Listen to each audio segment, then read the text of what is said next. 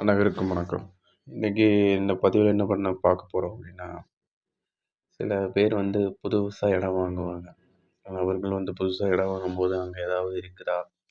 அமானுஷ்யங்கள் எதுவும் இருக்குதா? அல்லது முனி ஓட்டம், முனி பார்வைகள் ஏதேனும் அந்த இடத்துல இருக்கான்னு பார்ப்பாங்க.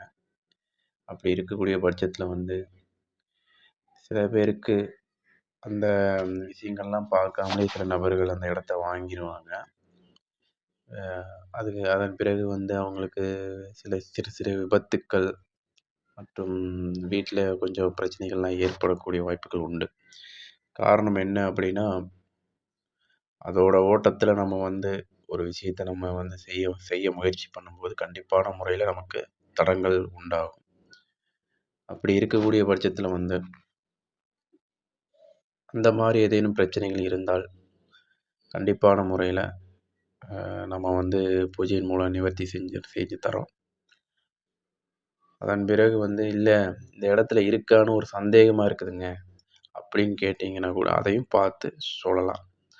நன்றி, வணக்கம்.